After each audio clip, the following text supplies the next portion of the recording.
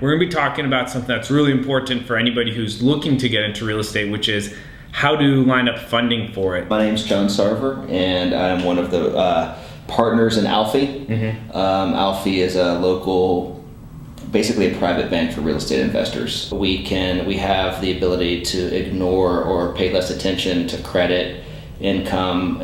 As you know, in Asheville, lots of people are creatively employed. Yeah. Everyone has 3 jobs, myself included. So it's a place where there needs to be some flexibility with lending. At ALFIE, we pretty much underwrite the collateral.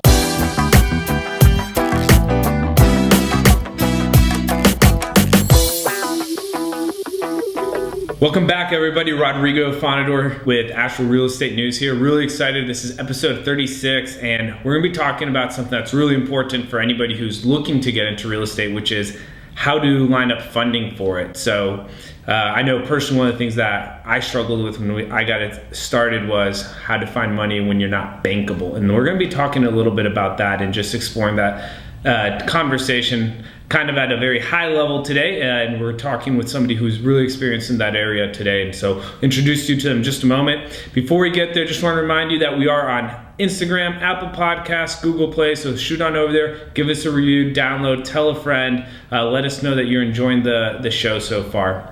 All right, well, without further ado, Jon, thanks so much for joining us. Good seeing you, Rodrigo. Appreciate it. I know we've talked, I think we first talked maybe 2 years ago, I was trying to remember. And obviously it's been an interesting journey for everybody who's been in real estate over the last 2 years. But before we even get into that, how about you introduce yourself a little bit and how you ended up here in Asheville? Okay, my name's Jon Sarver, and I'm one of the partners in ALFIE. ALFIE is a local, basically a private bank for real estate investors, and I'll get into that more lately. But I got to Asheville when I was 19 years old in 1989. I went to Warren Wilson College, just east of here, and fell in love with the mountains and with mountain biking, and met my wife at Warren Wilson, and we've been here ever since. So I got here when I was 19 too. Oh, really? Nice. Came down to go to Montreat College, and was there like a year and a half, and then kind of tried to leave, and just it's sticky here. So it's like 3 years ago or something. Almost, right? Feels like time flies. It's crazy. So, so you've been here since you were 19, then? Yes, since the late 80s. And has real estate always been your thing, or have you? No, I got into real estate in 2001. Okay. And after having a bicycle courier business in downtown Asheville, I'm a big cyclist. Love riding bikes, and always have. And sold that company. Got into real estate on the affordable housing side, actually working with my father. Affordable housing, consulting for nonprofit groups. And then segued into brokerage, and then most recently into the private lending space. Okay, cool. Real quickly on the affordable housing topic, I know it's a little off topic from what we're talking about today, but what's your gut feel about what's happening here in Asheville? It's 30, and that's maybe another conversation for an extended time, but maybe your 30-cent opinions. Sure, yeah. I actually, even though a lot of us in the business have had a lot of profit from what the housing market has done, I feel really mixed about it actually, because when we bought our first house in 1996, I was 26. I was self-employed. I was not bankable, and I had someone co-sign my loan, and my house just a few blocks from Green Life was $53,000. Wow! And today, the people who we couldn't move to Asheville. It would be off the table. So I think it's a real mixed thing. I mean, it's kind of sad. There's definitely an affordable housing crisis, and I try to do what I can about it, but it's a tough one. Yeah, it's a big problem. We've had a lot of interesting conversations on the show about that specifically, and it's one of those things I think you just kind of keep brainstorming, keep having the conversation open, and try to see what the solution is, because obviously it's super complex. It is. You'll need to get my dad up here for an episode. He's like the guru of affordable housing. That'd be great. We'd love to share his thoughts. Oh no, that'd be excellent. We'll make sure to make that happen. Great. But you said something that's really interesting, right? So you said you were not bankable, right? And I know when I first got into real estate, I definitely wasn't bankable either. But I was able to, make some steps in the right direction, and you end up, buying a house. And something you hear a lot about is like, oh, how do you buy a house if you're not bankable? Right. So from the lending perspective, do you kind of give a brief overview of what that might look like? Sure, yeah. So at ALFIE, we pretty much underwrite the collateral, meaning we loan based on the collateral on the actual real estate. We like to understand the financial snapshot of our borrowers, but we really underwrite each loan based on what the property is, what the person who's bringing the loan requests, and a lot of borrowers are really good at finding value. And so we have the ability to ignore or pay less attention to credit, income.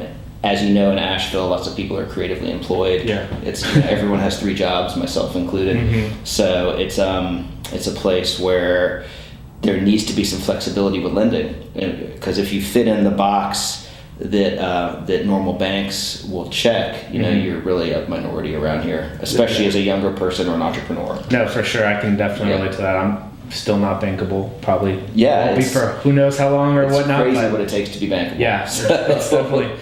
So you're saying that the borrowers that you're talking to have good ways, or you said find creative ways to add value. So these people, they're not living in their houses, right? Just to be clear about that. Anybody who you all are working with is just for investment purposes only? That's right. Thank you for bringing that up. Yeah, so ALFIE, we can make loans on all kinds of properties, residential properties, commercial properties, raw land, but the key provision is that borrowers cannot live in the property that we loan on, because we're not regulated for that. So non-borrower occupied or owner occupied properties, whether they're commercial, residential. We do lots of loans for folks who maybe a startup investor who want to buy a house, they found a good deal, and they want to do like a buy, fix, and flip type of scenario. So with that, we look at what they bought it for and what it's worth and what they're going to put into it and the after repair value, and we make a proposal for a very common sense loan that works for a lot of folks. Now our interest rates are quite a bit higher than a normal bank, but the flexibility and the speed and the service are, you can't really compare to a normal bank. Yeah, no, I can imagine that. Like I said, never worked with the bank yet, but I've heard stories, and it's like one of the guys when I first got started in real estate was like, you can do your whole career without working with a traditional bank.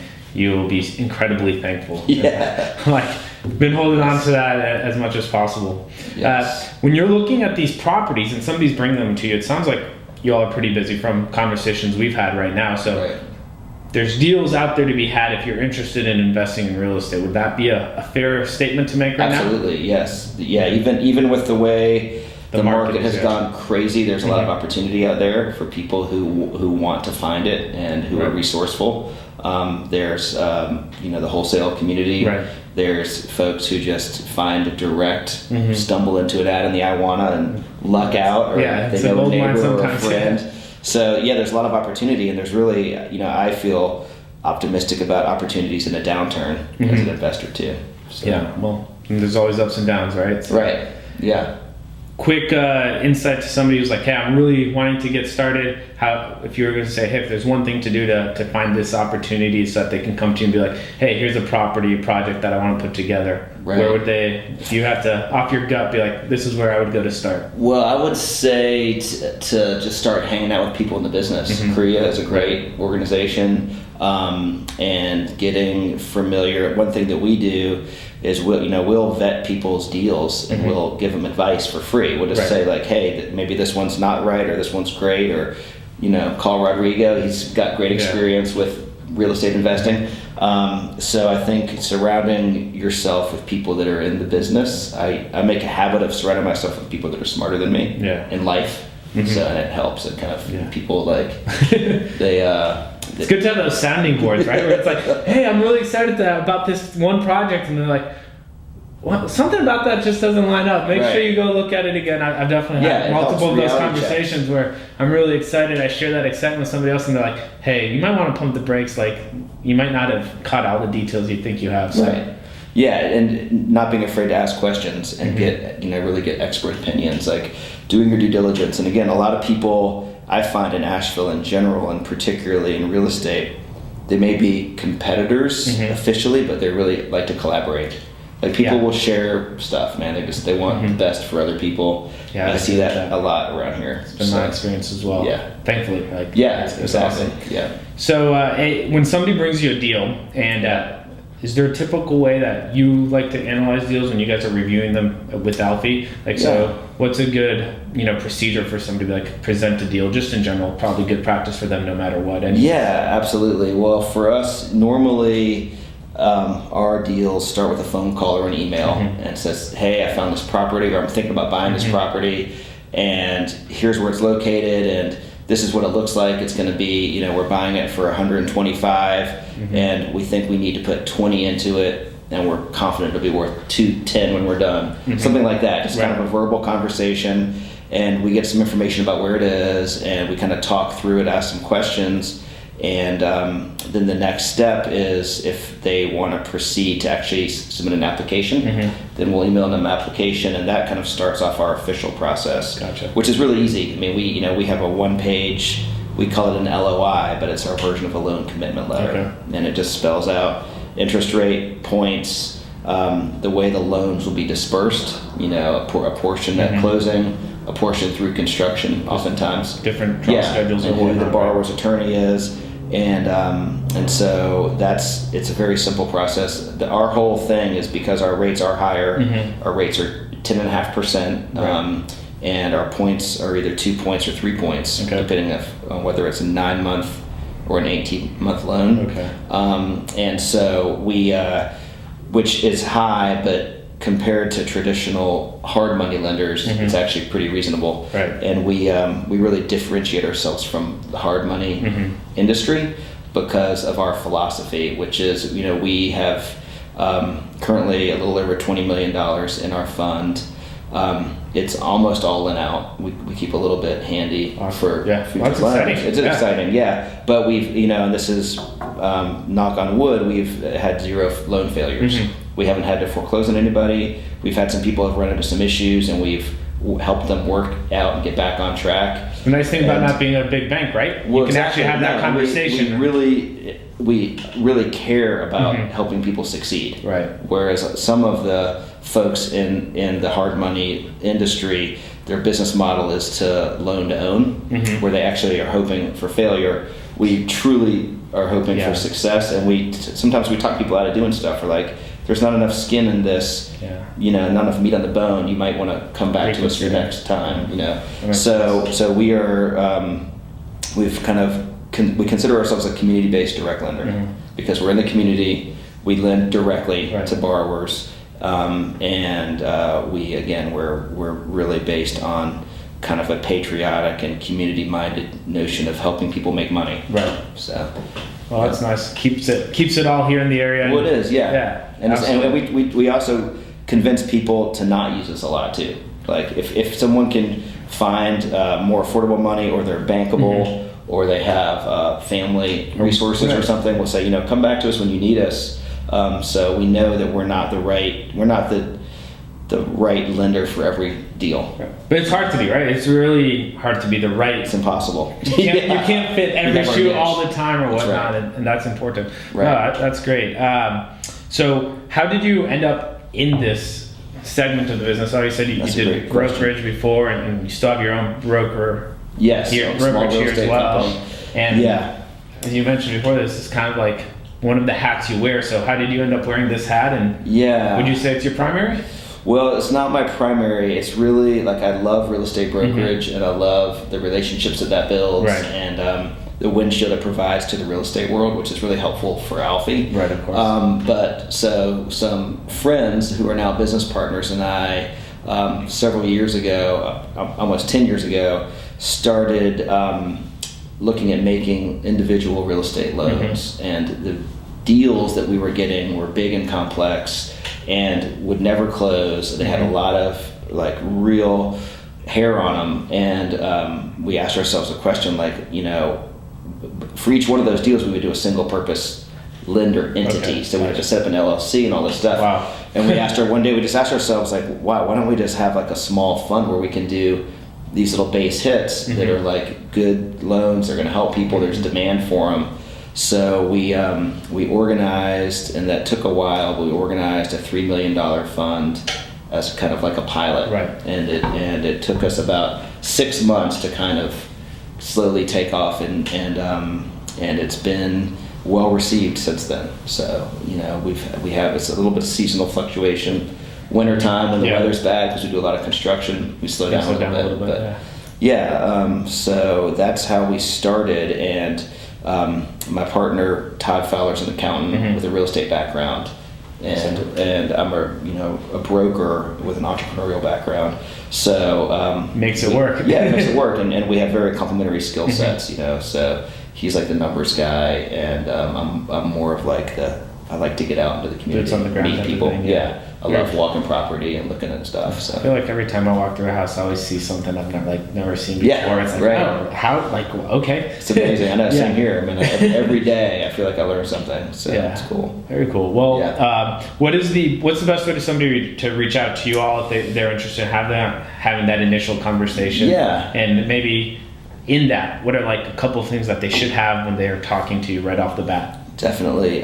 So the best way to learn about our company is our website, which is alfieloans.com, ALFIE loans.com. And the best way to actually reach me is by text message, actually, which is 828-552-0166. Phone calls work too, but you know, voicemail's annoying. So,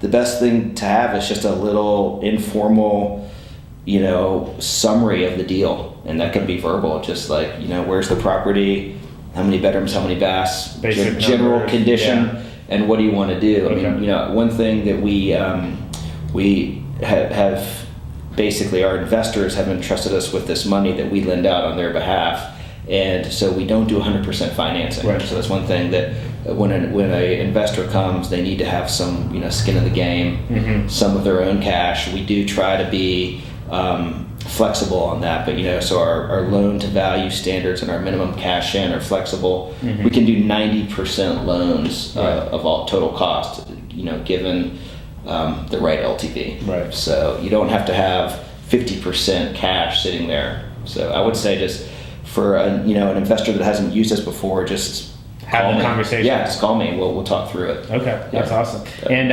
what's something, you know, to end on a high note? What's something you guys are excited about over at ALFIE, or you personally, with like what's happening this year, or some projects that you've got going on? Or I think we're excited that we're getting a little more traction in the community after being around for 3 years, and people who are bankable now are starting to realize the value in what we offer because of the speed and the service, and the fact that, again, we have some really sophisticated bankable developers that are so fed up with what the banks are asking them to do. That they're actually looking at their pro formas and analysis and being like, you know what, it's going to cost a little more money, or even substantially more money, but the time that the fact that we'll be done like in 50% of the time makes it worth their while. So that's exciting, you know, and again, helping entrepreneurs is fun.